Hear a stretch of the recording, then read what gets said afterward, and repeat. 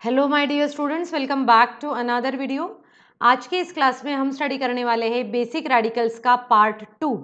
कल की क्लास में आपने अगर देखा होगा तो यहाँ पर मैंने अपने व्हाइट बोर्ड पे वही पोर्शन ओपन किया हुआ है जो हमने कल की क्लास में देखा हुआ है।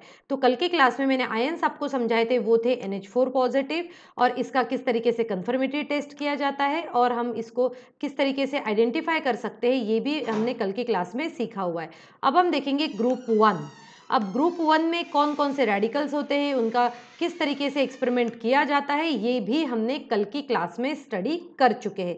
और मैंने आपको ये भी बताया था कि इन रेडिकल्स से रिलेवेंट हमारे पास में कुछ डेमो वीडियोस भी है जो मेरे चैनल पे मैंने ऑलरेडी अपलोड कर चुके हैं। आप चाहे तो वो वीडियोस भी देखेंगे, तो वो वीडियोस और साथ में ये थियोरेटिकल पार्ट अगर आप ये दोनों कर लेते हैं तो आप देखिएगा बेटा, आप लोगों सभी के लिए बहुत ही ज़्यादा यूजफुल रहेगा। तो अभी तक हम ग्रुप 1 का स्टडी कर चुके हैं। अब हम जो नेक्स्ट स्टडी करने वाले हैं वो है हमारा ग्रुप 2। अब देखते हैं हम कि ग्रुप 2 में हमारे पास में कौन कौन से रेडिकल्स आ रहे हैं। तो ये जो ग्रुप 2 जो होता है, ग्रुप 2 इसको जनरली कॉपर ग्रुप कहा जाता है। कौन सा ग्रुप कहते हैं?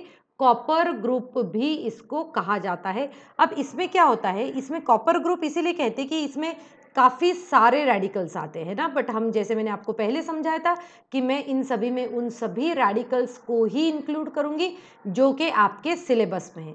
जैसे कि हम देख सकते हैं यहाँ पर इस ग्रुप पे पर्टिकुलरली जो होता है कॉपर, ये नाम ही इसका दिया जाता है क्योंकि इसमें कॉपर जो के आयंस रहते हैं और साथ में ही हम देखेंगे लेड के भी आयंस रहते हैं। और जैसे कि आर्सेनिक हुआ, फिर स्टैनस हुआ, स्टैनिक हुआ, 10 के कैडमियम हुआ, उसके बाद में मर्क्यूरेट हुआ। तो ये सभी जो है आयंस इन्हीं में इंक्लूड करते हैं, बट मैं आपको इन दोनों आयंस के बारे में बताऊंगी। अब देखिए बेटा, ये जो फर्स्ट आयन जो है ये ऑलरेडी हम ग्रुप 1 में स्टडी कर चुके हैं, ठीक है। तो अब हम स्टडी करने वाले हैं कॉपर आयंस के बारे में। अब क्वेश्चन यहाँ पर ये आता है कि अगर हमने लेड आयंस ग्रुप 1 में स्टडी कर चुका है तो फिर हम फिर से इसको यहाँ पर स्टडी क्यों कर रहे हैं, वो मैं आपको समझाती हूँ। अब जैसे देखिए ग्रुप 2 का जो है ग्रुप रिएजेंट क्या होता है, पहले तो हमें ये पता होना चाहिए। तो ग्रुप 2 का ग्रुप रिएजेंट जो है वो है H2S gas in the presence of H2S gas in the presence of HCl। मतलब H2S गैस को पास करना रहता है और उसके बाद में in the presence of HCl, मतलब HCl जो है वो ऑलरेडी रहेगा वहाँ पर। आपको क्या करना है, उसमें H2S गैस जो है वो पास करना है, ठीक है। अब ये कंडीशन कब आती है वो भी मैं आपको बताती हूँ। ये कंडीशन कब आती है कि जब इफ ग्रुप 1 इज एब्सेंट। क्या है? ग्रुप 1 जो है वो एब्सेंट है। अगर ऐसी सिचुएशन हुई तो वहाँ पर हम ये कर सकते हैं। अगर ग्रुप 1 एब्सेंट है फिर आपको क्या करना है, देन वार्म द सॉल्यूशन। आप अगर सेम सॉल्यूशन से कर रहे हैं तो then warm the solution having HCl, जिसमें HCl है हमने ग्रुप 1 में ऐड किया था, उस सॉल्यूशन को वार्म कीजिए। वार्म करने के बाद में then pass H2S gas, then pass H2S gas, right. अब देखिए यहाँ पर जैसे हमने बताया, तो इसका जो हमें PPT मिलेगा इस सिचुएशन में, जो हमें PPT मिलेगा वो PPT होगा हमारा सल्फाइड का। सल्फाइड का, अगर हमने कॉपर आयन से तो कॉपर सल्फाइड बनेगा, अगर लेड है तो हमारे पास में क्या बनेगा, लेड सल्फाइड बनेगा। जैसे अगर CuS कॉपर सल्फाइड बनता है तो कॉपर सल्फाइड का जनरली इस PPT का कलर कैसे रहता है, इस PPT का कलर रहता है ब्लैक। क्या रहता है? ब्लैक कलर रहता है। फिर हम अगर बात करते हैं PbS की, अगर लेड सल्फाइड अगर ये बनाता है तो उसका भी कलर ब्लैक होता है। तो मतलब जैसे ही आप इसमें क्या करोगे, सेकेंड ग्रुप में आपने सॉल्ट सोल्यूशन बनाया, ठीक है। आपने देखिए ये एक्सपेरिमेंट किया कैसे वो भी मैं आपको बताती हूँ। सबसे पहले आपने क्या किया, सॉल्ट सॉल्यूशन बनाया, मतलब एक्वस सॉल्यूशन ऑफ सॉल्ट बनाया। एक्वस सॉल्यूशन ऑफ सॉल्ट बनाने के बाद में उसमें आपको ऐड करना है डाइल्यूट HCl। फिर डाइल्यूट HCl ऐड करने के बाद में आपको कोई भी PPT नहीं मिलेगा। फिर हम पास करेंगे इसमें से H2S गैस। हम क्या करेंगे, H2S गैस जो है वो पास करेंगे और फिर उसके बाद में हमें यहाँ पर क्या मिलेगा, हमें यहाँ पर PPT मिलेगा। और ये पीपीटी जो होगा वो ब्लैक कलर का पीपीटी मिलेगा। अगर कॉपर है तो कॉपर सल्फाइड मिलेगा, लेड है तो लेड सल्फाइड मिलेगा। अब देखिए बेटा यहाँ पर जो है हम यहाँ पर ये समझते हैं कि यहाँ पर जो रेडिकल्स जो है हमारे पास में, इनमें जो कॉपर का लेड का रेडिकल है, ऐसा क्या होता है इन रेडिकल्स में, जैसे लेड जो है फर्स्ट ग्रुप में भी है सेकेंड ग्रुप में भी है, ऐसा क्यों? क्योंकि लेड के कुछ सॉल्ट्स ऐसे होते हैं जो कि सिर्फ वाटर सोल्यूबल होते हैं, तो अगर वो वाटर सोल्यूबल रहे तो आपको ग्रुप 1 में मिल जाएगा।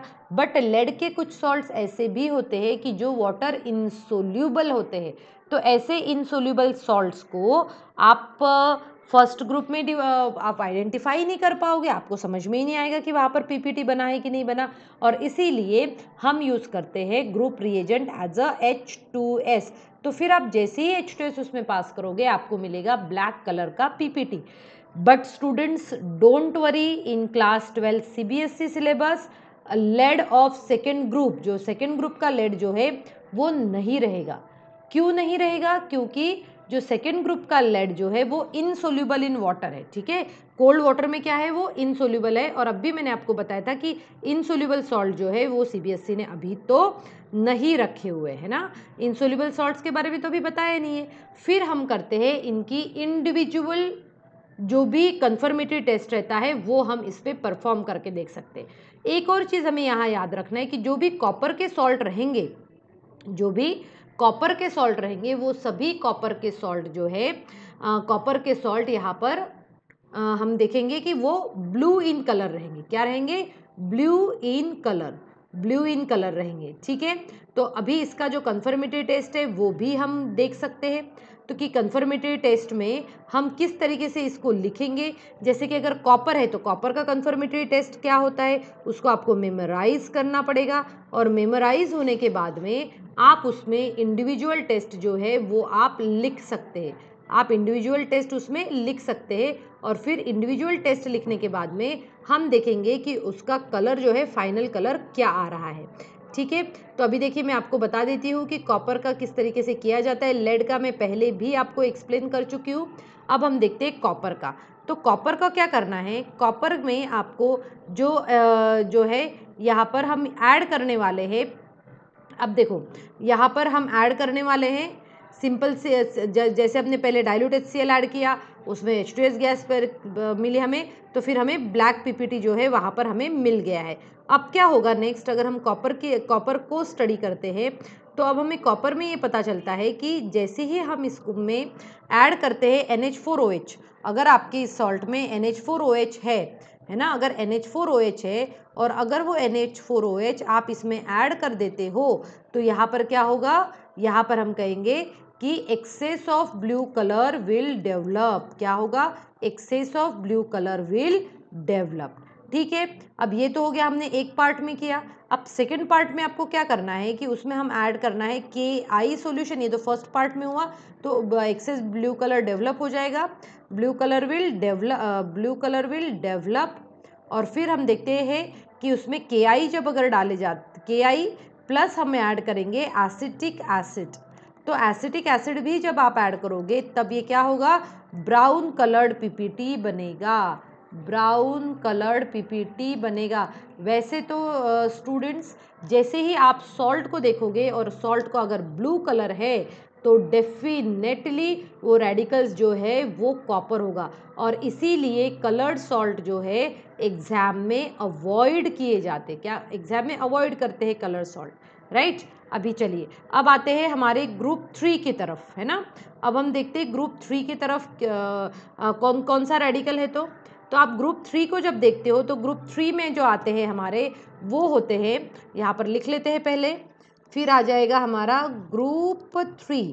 तो ग्रुप 3 में कौन कौन से रेडिकल्स होते हैं, देखो ग्रुप 3 में होता है Al3 पॉजिटिव और यहाँ पर हम लिखेंगे, यहाँ पर Fe3 पॉजिटिव भी होता है, Al3 पॉजिटिव होता है और साथ में Fe3 पॉजिटिव भी होता है।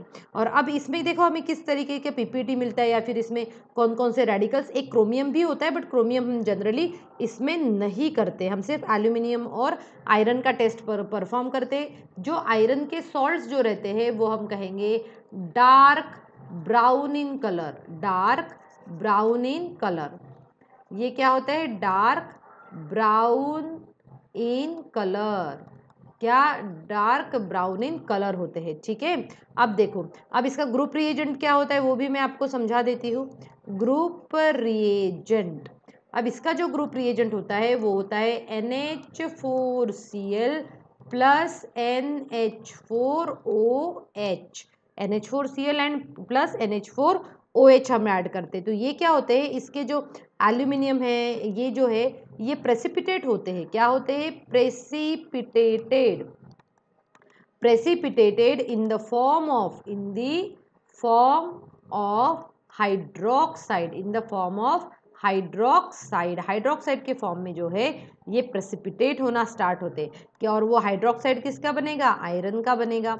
और या तो फिर वो किसका बन सकता है? एल्यूमिनियम का भी हाइड्राइड बनेगा। अगर हाइड्रोक्साइड बनता है, अगर आयरन का हाइड्रोक्साइड बनता है तो इस हाइड्रोक्साइड का कलर जो होगा वो होगा रेडिश ब्राउन पीपीटी। कौन सा मिलेगा? Reddish brown PPT. और अगर इसका होगा तो इसका मिलेगा white gelatinous PPT. White gelatinous PPT. White gelatinous PPT. Clear हुआ? तो ग्रुप 3 के रेडिकल को हम इस तरीके से आइडेंटिफाई कर सकते हैं। अब आपको क्या करना है? अब नेक्स्ट देखो इसका कंफर्मेटरी टेस्ट हम कैसे करते हैं। अब अगर हम बात करें एल्यूमिनियम की, अब जैसे कि मैंने बताया कि आयरन के सॉल्ट्स फिर से कलर्ड होते हैं तो वहाँ पर पॉसिबिलिटी बहुत कम है कि इसको आपको दे एग्जाम में, बट फिर भी अगर हमें पता है तो आप इसको अच्छे से पढ़ सकते हैं।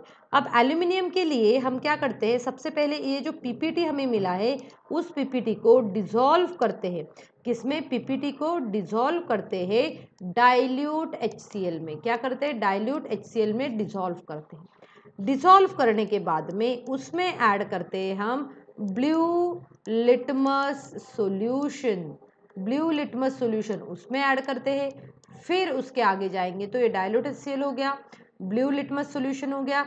फिर हम ऐड करते हैं एक्सेस ऑफ NH4OH। जब एक्सेस ऑफ NH4OH ऐड किया जाता है तब यहाँ पर हमें ब्लू कलर का पीपीटी दिखता है। क्या मिलता है हमें? Blue colour PPT. और ये जो टेस्ट मैंने अभी आपको बताया यहाँ से लेके यहाँ तक, इसे कहा जाता है ब्लू लेक टेस्ट। क्या कहा जाता है? Blue lake test. Test, not test, test. Blue lake test भी इसको कहा जाता है। सो स्टूडेंट, आज की क्लास में मैंने आपको जो भी रेडिकल समझाए हैं आप इसको, आई होप आप सभी को समझ में आ गए होंगे। और अगर आप चाहते हैं कि मैं इसके ऊपर भी और डेमो वीडियो बनाऊं तो आप मुझे प्लीज कमेंट सेक्शन में लिखिए। Definitely I will prepare. Thank you students and have a good day ahead.